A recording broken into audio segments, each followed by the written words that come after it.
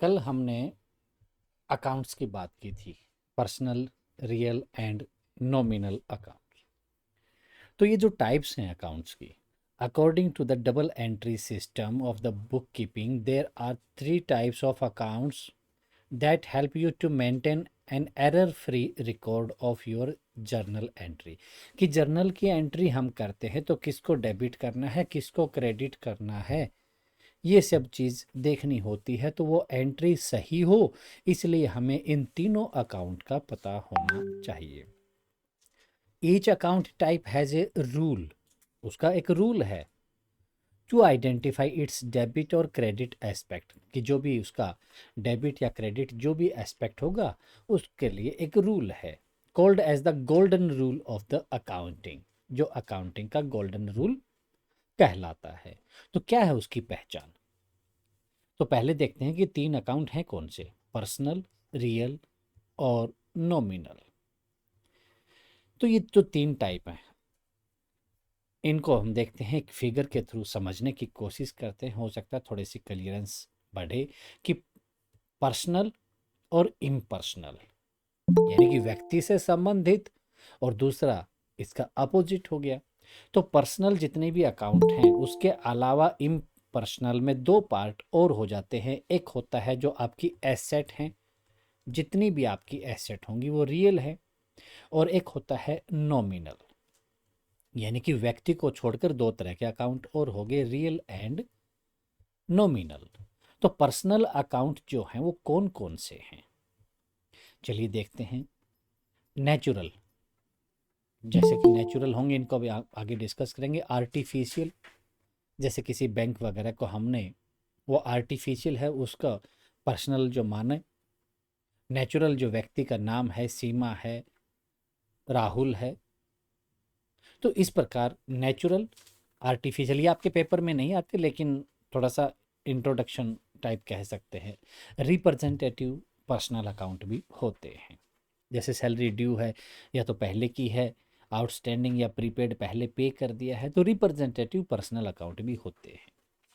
तो आप याद रखिएगा पर्सनल अकाउंट। फिर रियल, रियल आपकी जो एसेट्स हैं, टेंजिबल और इनटेंजिबल एसेट्स, वो सारी रियल हैं, रियल अकाउंट। नॉमिनल में फिर क्या बच गया, चलिए नॉमिनल की बात करते हैं। तो नॉमिनल में आपका सैलरी वगैरह जो भी अकाउंट होते हैं, कोई भी खर्चा हो गया, लॉस हो गया, कोई इनकम आई है, वो चीज़ें सब नॉमिनल में आती हैं। तो बाकी चीज़ों को छोड़कर अगर हम देखें तो हमारे पास जो तीन अकाउंट हैं, पर्सनल, रियल और नॉमिनल, ये तीन अकाउंट हमारे पास हो गए। इन तीनों अकाउंट के फिर रूल हैं, रूल को भी डिस्कस करेंगे।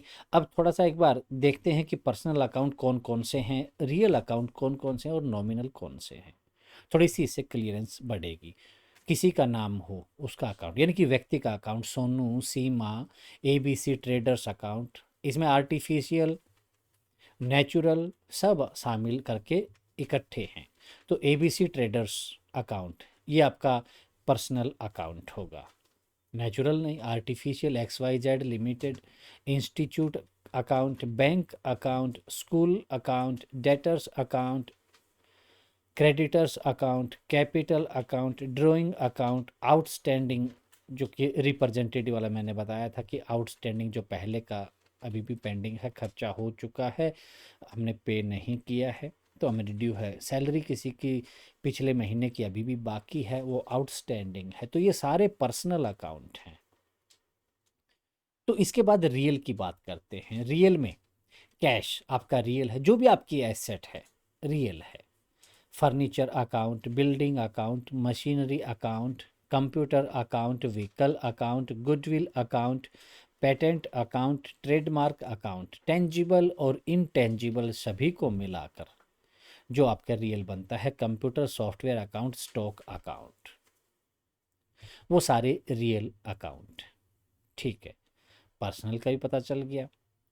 तो उसमें हमें नेचुरल, आर्टिफिशियल, रिप्रेजेंटेटिव का पता करने की ज़रूरत नहीं है, बस पर्सनल है तो उसके लिए जो रूल है वो एक ही है। नॉमिनल अकाउंट की अगर बात करें तो परचेज हुई, सेल हुई, wages, salary, rent account, insurance account, stationery account, electricity account, advertisement account, bad debt और बैड डेट की रिकवरी अगर हो जाए, और डिस्काउंट अलाउड अकाउंट। तो ये जितने हैं, या तो इसमें खर्चा हुआ है, कोई लॉस हुआ है, या फिर इनकम हुई है। तो ये आपके सारे नॉमिनल अकाउंट्स होते हैं। इस प्रकार पहचान आप कर सकते हैं। फिर इनके रूल जो कल भी डिस्कस किए थे क्लास के लास्ट में, अब इनके रूल्स भी देखेंगे कि पर्सनल अकाउंट व्यक्ति रिसीव कर सकता है या गिव यानी कि दे सकता है, तो debit the receiver, credit the giver. Real account वही है कि जब जो चीज़ रियल में है या तो आएगी या जाएगी। आएगी तो हमारे पास debit what comes in, credit what goes out. Nominal की बात की थी कि एक्सपेंसेस एंड लॉसेस को डेबिट करेंगे और इनकम एंड गेन्स को क्रेडिट करेंगे। तो ये तीनों अकाउंट के रूल हमने यहाँ लिख लिए हैं। अभी मैं ये नहीं कहता कि आप याद अभी कीजिए, कोई नहीं, आपके सामने अगर तीनों रूल लिखे हैं तो आप पहचान सकते हैं हम किसे डेबिट करें और किसे क्रेडिट करें। कुछ एग्जाम्पल लेते हैं, ये बेस बन जाएगा डेबिट क्रेडिट का। तो उसके बाद जर्नल और लेजर को कंप्लीट करते हैं। तो cash brought in by proprietor as a capital of ₹30,000, 30,000 रुपए का प्रोपराइटर के द्वारा कैश लाया गया। अभी आप माइक ऑन करके बोलिएगा, जो नए कैंडिडेट हैं प्रेफरेंस दीजिए आप, इसका बताइए क्या कौन से दो अकाउंट है जी इसमें जो शामिल है।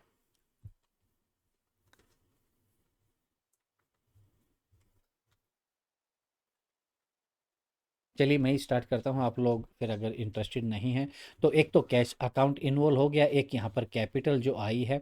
तो एक रियल अकाउंट हो गया कैश हमारा, प्रोपराइटर जो है जो कैपिटल आई है, ये जो प्रोपराइटर है वो लेकर आया है। इंटरनल क्रेडिटर भी है वो। तो ये हो गया आपका पर्सनल अकाउंट। तो दो अकाउंट हो गए, एक रियल का लगेगा रूल, एक पर्सनल का। रियल की बात करेंगे तो कैश आया है, आया कम्स इन को क्या करेंगे डेबिट, यानी कि कैश तो डेबिट हो जाएगा, ठीक है, ये डेबिट हो गया, ओके।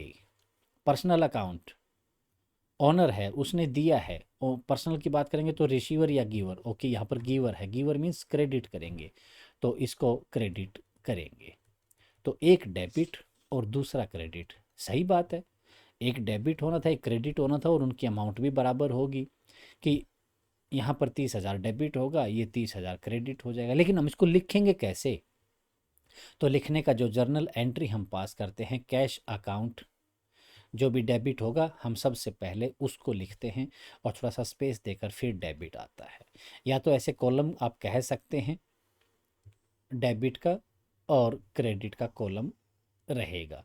तो ये आपने डेबिट किया, क्रेडिट करेंगे तो क्रेडिट यहाँ पर प्रोपराइटर जो कैपिटल है वो क्रेडिट हो जाएगी, यहाँ पर लिखी जाएगी। तो दो कॉलम ऐसे रहेंगे, पहला कॉलम डेबिट का, दूसरा क्रेडिट का। तो इस प्रकार टू प्रोपराइटर्स कैपिटल अकाउंट कि प्रोपराइटर का जो कैपिटल अकाउंट है वो 30,000 से क्रेडिट कर दिया, और 30,000 डेबिट हो गए कैश अकाउंट। तो इस प्रकार कोई भी अकाउंट हो, आप यहाँ से तीनों रूल से आप देख कर लिख सकते हैं कि कौन सा अकाउंट है, तो किसे डेबिट किया जाएगा और किसे क्रेडिट किया जाएगा। और एग्जाम्पल लेते हैं, गुड्स परचेज्ड ऑन क्रेडिट, उधार में सामान खरीदा फ्रॉम मदन लाल ₹5,000, एक डेबिट होगा एक क्रेडिट होगा। तो दो अकाउंट की बात करें तो यहाँ पर गुड्स जो आए हैं परचेज किए गए हैं और मदन लाल से हुए हैं। अगर पैसा दिया गया होता तो ये दूसरा अकाउंट कैश हो जाता है, लेकिन उधार में खरीदा गया है। हमें मदन लाल का एक अकाउंट ओपन करना है, उसमें लिखेंगे कि मदन लाल के 5,000 रुपये देने हैं, पेंडिंग है। तो दो अकाउंट हो गए हमारे यहाँ पर। तो नॉमिनल अकाउंट हो गया परचेज जो की गई है, और मदन लाल ये आपका पर्सनल अकाउंट है।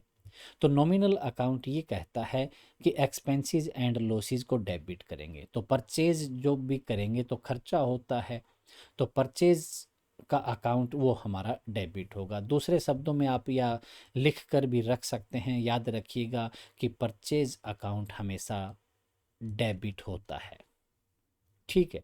नॉमिनल अकाउंट के हिसाब से डेबिट और एक्सपेंसेस एंड लॉसेस हमें मिल गया, तो हम परचेज अकाउंट को डेबिट कर देंगे। दूसरा पर्सनल अकाउंट है, रिसीवर और गिवर दो बात होती हैं। तो ये जो मदन लाल है ये तो गिवर है, इसने सामान दिया है तो इसको हम क्रेडिट कर देंगे। तो एक हो गया डेबिट और दूसरा हो गया क्रेडिट। डेबिट वाली एंट्री पहले करेंगे तो परचेज अकाउंट डेबिट 5000 हो गया। मदन लाल का अकाउंट है तो यहाँ पर आप जो क्रेडिट होगा उसको 2 लगाएंगे और जो डेबिट है डेबिट वाले के डीआर हम यहाँ पर लिख देते हैं। तो जैसे ही 2 देखा मतलब ये क्रेडिट है, तो to Madan Lal's account. Personal account में आप अपोस्ट्रॉफी एस जरूर लगाइएगा। 5000 रुपये क्रेडिट हो गए। और एग्जाम्पल लेते हैं, फर्नीचर परचेज्ड फॉर कैश ₹10,000। दो अकाउंट, एक फर्नीचर है और एक कैश है, दो चीज़ें हैं। तो फर्नीचर आया है, परचेज किया है, तो कैश गया है। फर्नीचर और कैश दो अकाउंट हमारे दोनों ही रियल अकाउंट हैं। तो रियल अकाउंट का रूल हमारा है debit what comes in, credit what goes out. क्या आया और क्या गया वो हमें अब देखना है। तो फर्नीचर परचेज किया गया है यानी कि हमारे बिजनेस में फर्नीचर आया है तो डेबिट हो जाएगा, और उसके बदले में हमने कैश पे किया यानी कि कैश हमसे चला गया है तो क्रेडिट हो जाएगा कैश। तो furniture account debit 10,000 to cash account 10,000। ये एंट्री क्लियर हो रही है जी अरविंद जी? सर अभी कुछ ज्यादा क्लियर नहीं हो रही है, मैं देख रहा हूँ सर। ओके जी, तो ऊपर आपके सामने रूल लिखे हैं, आप यहाँ से रिलेट कीजिए इनको। चलिए और एग्जांपल लेते हैं फिर। Goods sold on credit. Credit मतलब उधार में सामान बेचा गया है टू देवराज। तो देवराज को जब उधार में सामान दिया है तो उसका हमें खाता खोलेंगे कि उससे हमें लेने हैं पैसे। तो एक तो देवराज का अकाउंट हो गया, और जब हमने सामान बेचा है तो सेल्स अकाउंट भी हो गया। हमें सेल की भी रिकॉर्ड करनी है कि इतने की सेल हो चुकी है 1600 रुपये की, लेकिन उसके बदले में अगर कैश आता तो एक हमारा कैश अकाउंट हो जाता और एक सेल्स अकाउंट हो जाता। लेकिन सेल तो हुई है लेकिन पैसा नहीं आया। पैसा नहीं आया तो क्या देवराज देगा? तो कैश अकाउंट नहीं है, यहाँ पर दो अकाउंट हो गए, देवराज और सेल्स अकाउंट। तो गुड्स जो सेल हुए हैं और दूसरा अकाउंट देवराज का। तो नॉमिनल अकाउंट है, आपकी सेल हो परचेज हो, क्योंकि सेल हुई है तो इनकम एंड गेन हुई है, परचेज की है तो आपका एक्सपेंसेस एंड लॉसेस है, वो आपके नॉमिनल अकाउंट होंगे। देवराज पर्सन है तो देवराज यहाँ पर रिसीवर है या गिवर है जी? पर्सनल अकाउंट का दो ही रूल है, debit the receiver, credit the giver.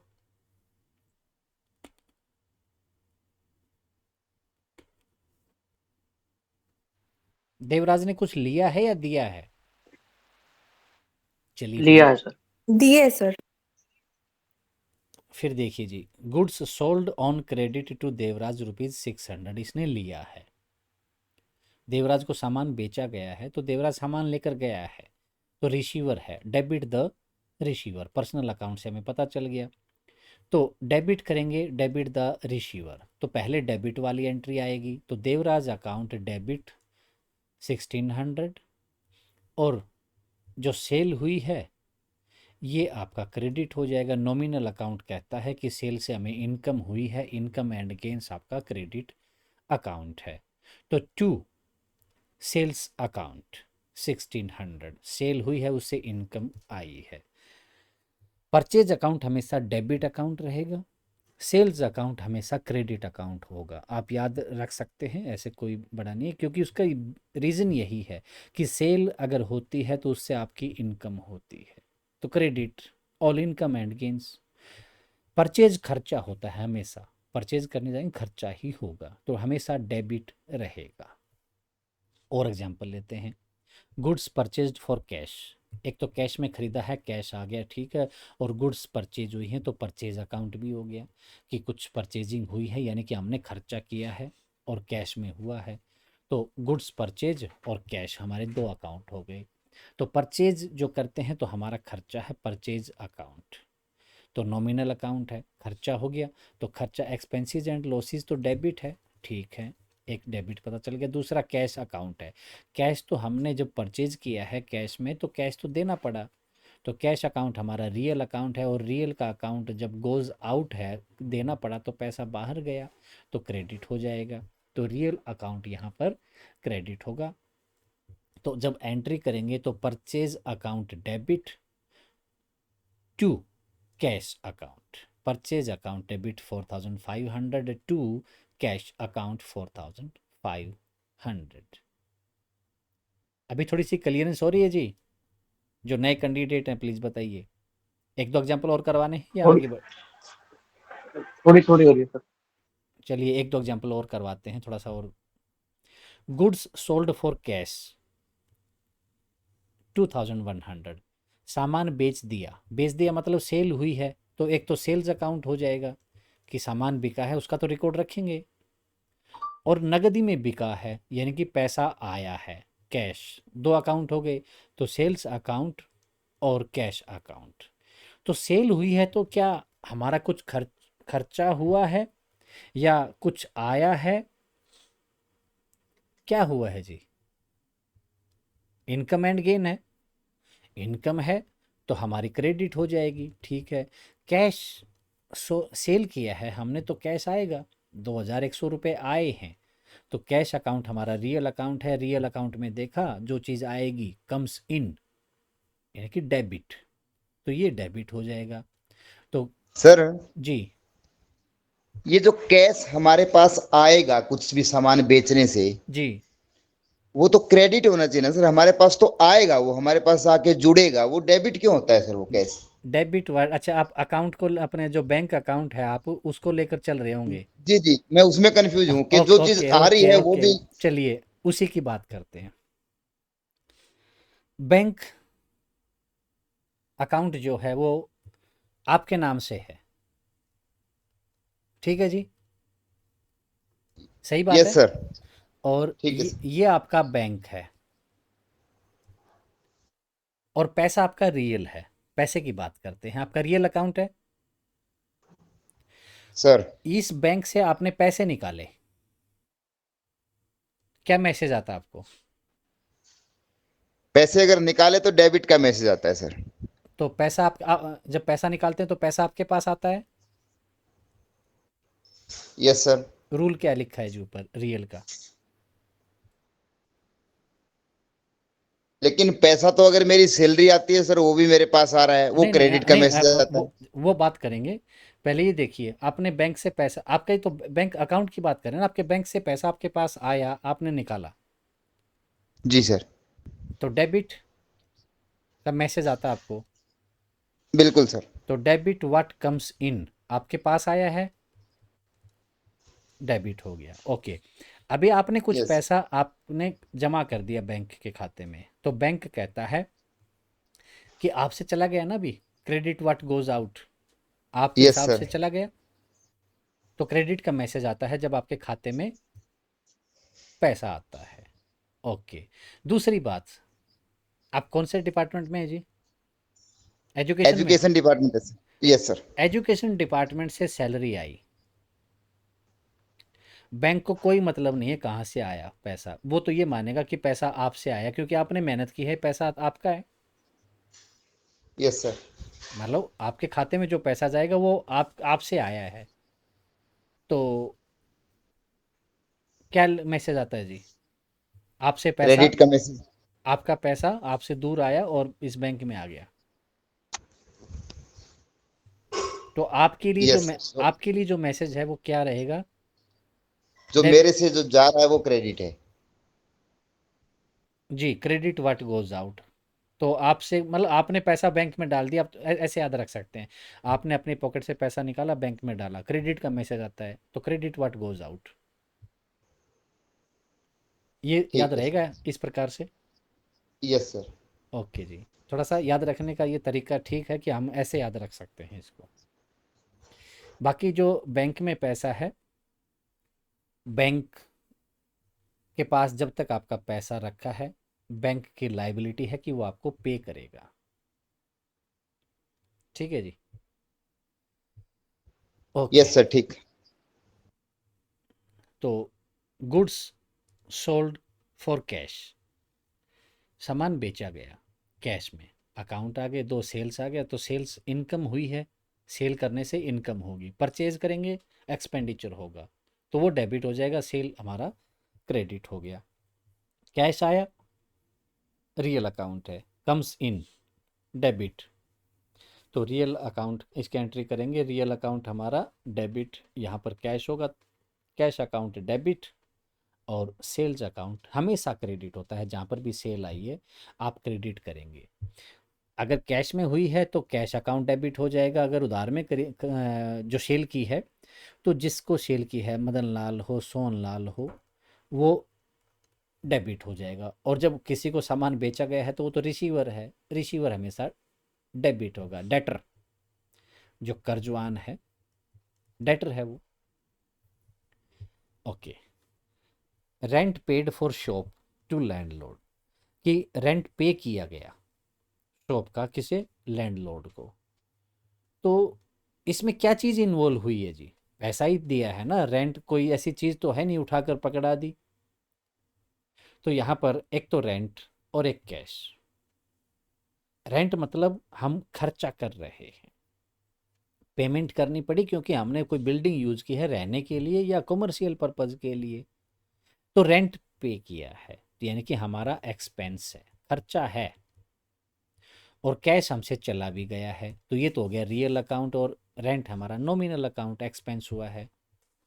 तो कैश अकाउंट है वो रियल है। क्या रूल लागू होता है जी, एक्सपेंसेस के लिए हम करते हैं डेबिट, ऊपर लिखा है debit all expenses and losses. Cash account real है और कैश हमसे चला गया है, तो goes out, credit what goes out. एक चीज़ डेबिट होगी, एक क्रेडिट होगी, ठीक है, कोई गड़बड़ नहीं, हमारे हिसाब से दोनों चीज़ सही है। तो डेबिट वाली एंट्री सबसे पहले करते हैं। तो rent account debit 3,000 to cash account 3,000। 3,000 हमारा कैश चला गया और वो रेंट में खर्चा हो चुका है, खर्चा हमारा डेबिट है। कमीशन रिसीव्ड इन कैश, कोई कमीशन की प्राप्ति हुई है, पैसा आया है, 2,000 रुपये आ गए, कम्स इन, पैसा एसेट है, कम्स इन डेबिट हो जाएगा। अब जरूरी नहीं है कि कैश हमेशा क्रेडिट ही होगा। कमीशन प्राप्ति हुई है यानी कि फायदा हुआ, कमीशन मिल गया, कहीं ना कहीं से इनकम हुई है हमारी, इनकम को हम करते हैं क्रेडिट। एक डेबिट एक क्रेडिट हो गया, सही है हमारा अकाउंट। ड्यूल एस्पेक्ट तो यही है, एक चीज़ डेबिट होगी एक क्रेडिट होगी। तो कमीशन नॉमिनल अकाउंट हो गया, ये रियल अकाउंट है, रियल अकाउंट कैश आया है तो डेबिट व्हाट कम्स इन, तो cash account debit 2,000। Commission income and gains है, नॉमिनल अकाउंट, तो कमीशन अकाउंट 2, क्रेडिट वाली एंट्री हो गई। ओके जी, आप थोड़ा सा और प्रैक्टिस करेंगे तो धीरे धीरे क्लियरेंस आ जाएगी। तो ये जो गोल्डन रूल हैं अकाउंटिंग के, अब एक दो एग्जांपल लेते हैं कि कैश डिपॉजिटेड इनटू बैंक। एक तो कैश आ गया, एक आपका बैंक अकाउंट है, तो कैश आपका रियल है, बैंक आपका पर्सनल अकाउंट बन जाता है। तो कैश अगर बैंक में जमा करते हैं तो आपसे दूर जाएगा, गोज आउट है, तो आपकी जर्नल एंट्री बैंक अकाउंट को डेबिट करेंगे, पर्सनल अकाउंट यानी कि बैंक ने पैसा रिसीव किया है। अभी क्लियर है जी। तो बैंक का अकाउंट डेबिट हो गया क्योंकि बैंक ने रिसीव किया है, बैंक है पर्सनल। अब बैंक की तरफ से बात कर रहे हैं, बैंक का कहता है मैंने पैसा रिसीव किया है, उसके लिए वो डेबिट है।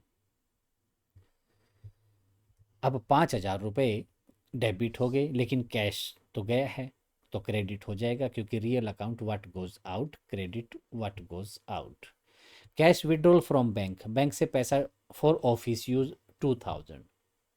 कैश आया है, रियल अकाउंट है, आएगा तो comes in debit, debit what comes इन, तो एक तो डेबिट हो गया। अब बैंक कहता है कि बैंक से तो पैसे चले गए, बैंक पर्सनल अकाउंट है, गिवर है, बैंक ने हमें दिया है पैसा, तो यहाँ पर जर्नल एंट्री हो जाएगी, cash account debit 2,000 to bank account 2,000। Okay, अभी तो और एंट्री, चलिए एक एक एंट्री बची ही और कर ही लेते हैं। अब कैश ड्रॉन बाय प्रोपराइटर, कि प्रोपराइटर के द्वारा कैश ड्रॉ किया गया from business for personal use, अपने खुद के लिए यूज अगर करता है प्रोपराइटर तो वो ड्राइंग्स होता है। और कैश ड्रॉ किया गया है तो कैश अकाउंट हो गया। और एक जो भी प्रोपराइटर कैश लेकर जाए या सामान लेकर जाए तो ड्रॉइंग अकाउंट। कैश ड्रॉ किया गया है, यानी कि बिजनेस के ट्रांजैक्शन हम लिख रहे हैं तो बिजनेस से तो पैसा गया है। रियल अकाउंट, प्रोपराइटर के जो ड्राइंग्स अकाउंट है वो पर्सनल अकाउंट है। तो जर्नल एंट्री पर्सनल की बात करेंगे तो प्रोपराइटर जो है वो तो रिसीवर बन गया। तो drawings account debit, professional account है, रिसीव किया है उसने तो पैसा, लेकिन बिजनेस से तो कैश चला गया है, रियल अकाउंट बाहर गया पैसा, बिजनेस से तो क्रेडिट हो जाएगा। तो टू कैश अकाउंट ₹3000। अब इन्हीं टाइप्स ऑफ अकाउंट्स के बारे में बात करते हैं कि पर्सनल अकाउंट जो होते हैं, तो लेजर अकाउंट जो ट्रांजैक्शन होती हैं इंडिविजुअल की जो ट्रांजैक्शन है, दूसरी किसी ऑर्गेनाइजेशन की ट्रांजैक्शन होती है, जिसमें बिजनेस की डायरेक्ट ट्रांजैक्शंस होती हैं। वो इंडिविजुअल से हो सकती हैं या किसी और संस्था से हो सकती हैं, XYZ लिमिटेड है, ABC लिमिटेड है, कोई भी हो। तो डायरेक्ट ट्रांजैक्शन जो उससे होती हैं वो सारे पर्सनल अकाउंट होते हैं। तो एग्जांपल जो पर्सनल अकाउंट के हैं, vendor, customer, salary account of the employees, salary account of employees और एक सैलरी अकाउंट। ये फिर आउटस्टैंडिंग सैलरी, यहाँ पर थोड़ा सा डिफरेंस आता है। तो सैलरी अकाउंट, ठीक है, ड्राइंग्स सैलरी देते हैं, हम कैश में देते हैं, ये हमारा सैलरी एक खर्चा है। And capital accounts of the owner, owner का जो कैपिटल अकाउंट है लाइबिलिटी है। पर्सनल अकाउंट के गोल्डन रूल की बात करें तो debit the receiver, credit the giver, अभी हमने देखा था। Example Kumar account XYZ, capital account bank account, drawings account creditors account, outstanding account कोई भी है, डेटर अकाउंट, डेटर हमारे एसेट रहते हैं। सप्लायर्स अकाउंट है जिन्होंने सप्लाई किया है, यानी कि क्रेडिटर्स जो हैं। सैलरी आउटस्टैंडिंग अकाउंट है। इंश्योरेंस प्रीपेड है, प्रीपेड और आउटस्टैंडिंग जहाँ पर आ जाएगा वो रिप्रेजेंटेटिव पर्सनल अकाउंट होते हैं। तो आउटस्टैंडिंग हो या प्रीपेड वर्ड आ जाए, ठीक है। Real account, accounts of those things whose value can be measured in terms of money, जिसकी पैसे में वैल्यू हो सकती है, हमारी एसेट है, which are the properties of the business, वो बिजनेस की प्रॉपर्टी है, वो रियल अकाउंट है। तो ledger account which contain transactions related to the assets, asset की बात की या फिर कोई लाइबिलिटी है of the business are called real accounts. जो या तो एसेट है या लाइबिलिटी है वो रियल अकाउंट। तो गोल्डन रूल इसके लिए क्या है कि debit what comes in, credit what goes out. तो goods stock account represents physically existence of the stock. Machinery account है a representation of the tangible machinery, जिसको छू सकते हैं, महसूस कर सकते हैं। Cash account, bank account that represents cash that is physically present, ये रियल में है। Cash paid, cash received, furniture account, goodwill account, patent account. Nominal account जो खर्चे की बात की या इनकम की बात होगी, तो transactions related to income, expense, profit and loss are recorded in this category. ये सब चीज़ें अगर हैं तो आपका नॉमिनल अकाउंट है। This component these components actually do not exist in any physical form, ये physical form में नहीं होते but they actually exist। Golden rule क्या है, debit all expenses and losses, credit all income and gains. तो ये तीनों अकाउंट हैं।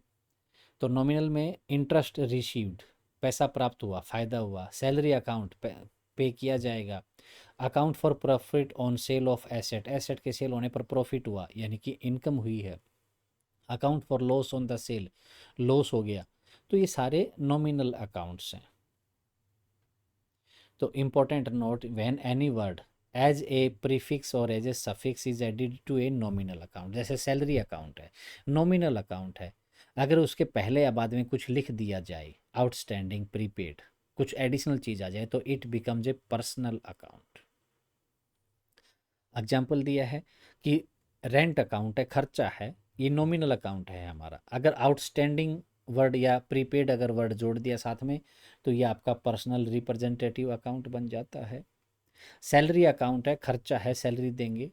तो आउटस्टैंडिंग अगर या फिर प्रीपेड अगर वर्ड लगा दिया साथ में तो वो पर्सनल अकाउंट बन जाता है। तो जहाँ पर भी आपको आउटस्टैंडिंग या प्रीपेड मिल जाएगा तो नॉमिनल अकाउंट नहीं रहेगा, फिर वो पर्सनल अकाउंट हो जाएगा। कमीशन अकाउंट है, कमीशन आउटस्टैंडिंग या रिसीव्ड इन एडवांस। इंटरेस्ट का अकाउंट की बात करें तो इंटरेस्ट आउटस्टैंडिंग है या फिर इंटरेस्ट अकर्ड के इंटरेस्ट। ये आपके अकाउंट की टाइप हैं। Rules of debit and credit every account are categorise in 5 types of the purposes of the. तो 5 प्रकार कौन कौन से हैं अभी तक आपने देखे हैं कि एक तो हमारी एसेट है, दूसरी हमारी लाइबिलिटी है, ये दोनों बैलेंस शीट में हम लिखते हैं। उसके बाद कैपिटल भी लिखते हैं, बैलेंस शीट में आ गया।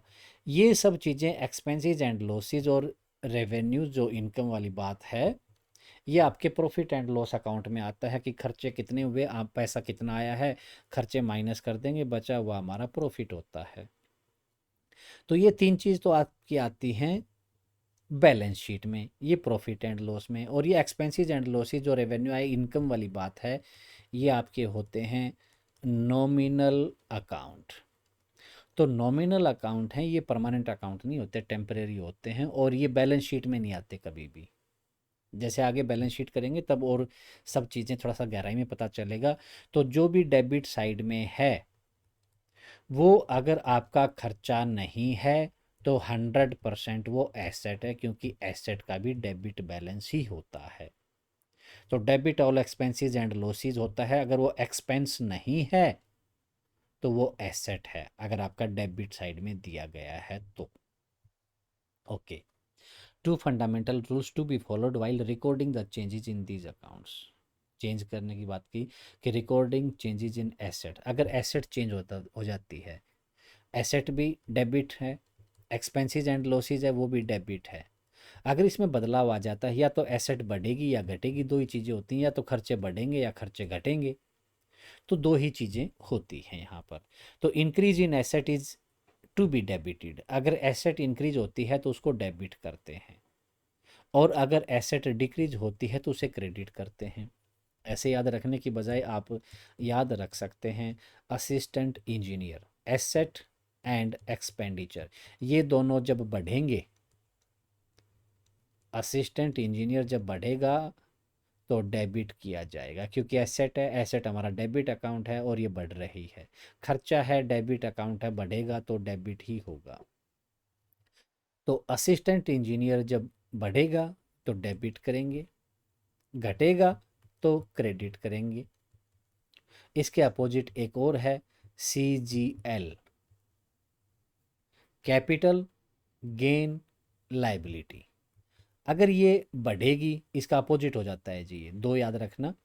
ए बढ़ेगा तो डेबिट, नॉर्मली पहले हमारे मुंह से डेबिट ही निकलता है, और ए बढ़ेगा, सबसे पहले हम बढ़ने की बात याद करते हैं, घटने का पहले वर्ड कभी भी जनरली नहीं आता है। बढ़ने का अच्छा पॉइंट जो है बढ़ने का है, डेबिट बढ़ेगा, ए असिस्टेंट इंजीनियर बनो, ठीक है। CGL ये कभी भी बढ़ेगा तो क्रेडिट होगा, यानी कि जब कभी भी अगर ऐसा वर्ड आए कि कैपिटल बढ़ी है तो क्रेडिट होगी। गेन इंटरेस्ट जो आया, कुछ और पैसा बढ़ गया, क्रेडिट होगा। लाइबिलिटी बढ़ेगी, कैपिटल और लाइबिलिटी चीज़ वही है कि इंटरनल एक एक्सटर्नल है, तो ये हमेशा क्रेडिट होती हैं जब बढ़ती हैं, और घटेंगी तो डेबिट होंगी। ये दोनों अपोजिट हो गई हैं जी। ये एसेट और एक्सपेंडिचर जब भी बढ़ेंगे डेबिट होंगे, लेकिन कैपिटल गेन और लाइबिलिटी जब भी बढ़ेंगी वो क्रेडिट होंगी। दोनों उल्टी रहती हैं, अपोजिट रहती हैं। एसेट और एक्सपेंसेस, ए असिस्टेंट इंजीनियर जब कभी भी बढ़ेंगे, इंक्रीज होंगे तो ये डेबिट होंगे, डिक्रीज होंगे तो क्रेडिट होंगे। उसके साथ में कैपिटल गेन्स या लाइबिलिटीज, ये CGL जब कभी भी बढ़ेंगे तो क्रेडिट होंगे, तो इंक्रीज पर क्रेडिट और डिक्रीज पर डेबिट।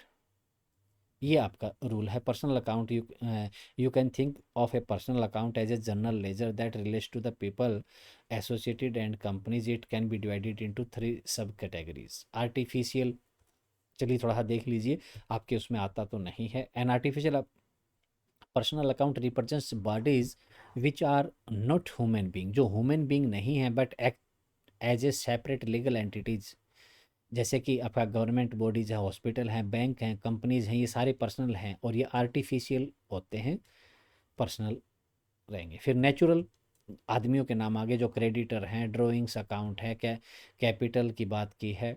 रिप्रेजेंटेटिव पर्सनल जो रिप्रेजेंट करता है, हमने आउटस्टैंडिंग या प्रीपेड की बात की थी। This type of personal account represent the accounts of the natural और आर्टिफिशियल एंटिटी।